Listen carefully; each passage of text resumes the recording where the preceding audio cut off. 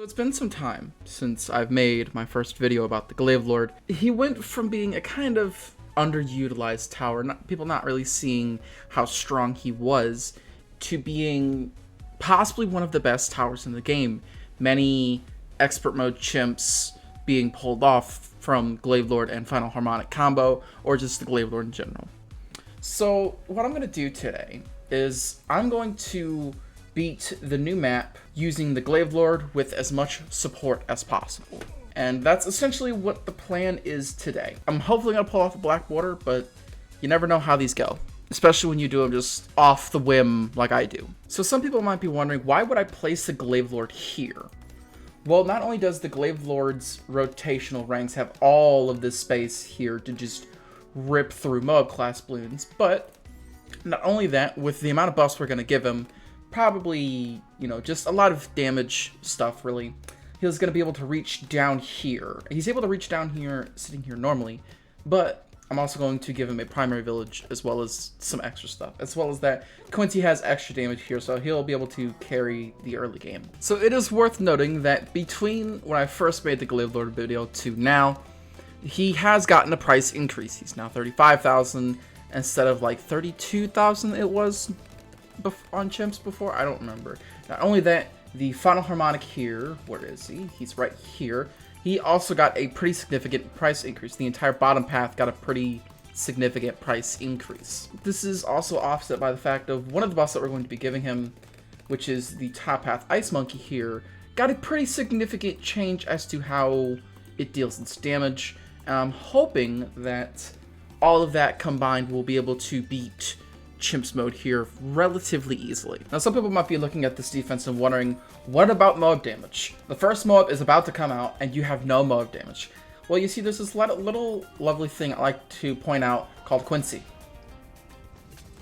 And that's the reason why I pick Quincy a lot of the time, because Quincy's Moab damage is pretty unmatched by most heroes. Generally, if I remember correctly, he has the highest Moab damage of any hero, especially considering that Geraldo's also in contention for that because the genies. But then again, Geraldo's items are only temporary, and Quincy's damage is kind of permanent. So we've got the ice tower down, and I'm going to get the embrittlement probably right about here. Again, another really good spot for him. And because I have this, I'm going to go for the faster attack speed instead of the range. Generally, the range is better, but in this case, because he already has a pretty decent chunk of range, attack speed is better. But now, we start the long save-up of getting the Glaive Lord. To the, 0 people who are wondering, yes, I'm back to making videos. What I'm going to do is, instead of focusing on, just some simple videos, just, showcasing this thing, minimal editing, what I'm going to try and do is I'm going to try and increase the quality of my videos. And essentially this means, a little bit more editing and more, again, it'll always be about the gameplay most of the time, but a little bit more editing, a little bit more challenging stuff as well, because I think that will increase the quality. But not only that, just having fun, focusing on mainly just doing little fun challenges or little stupid gimmick things that don't really make sense to a lot of people. And that's generally the focus of what I want to try and do. So we have an incoming round 63, and some people might be wondering, you have no defense, but you realize I have 2 towers here that are just completely dominant against 63. And I'm just gonna show this off again, right? Just watch this. This is amazingly hilarious to watch. Okay, the ceramic rush is gonna come out any second. There it is. And now suddenly it's gone, just like that. It's amazing. I love it. So on 64 we get the Glaive Lord. And this does not mean that we're out of the woods yet. Obviously, we still need to add some support to this to make sure that the Glaive Lord is able to deal with everything. But this is a big step in the right direction, as now we can go for our secondary big save-up, which will probably lead to the end of the game. So around 79, we're able to get the Super Brittle, and this should lead to the end of the game.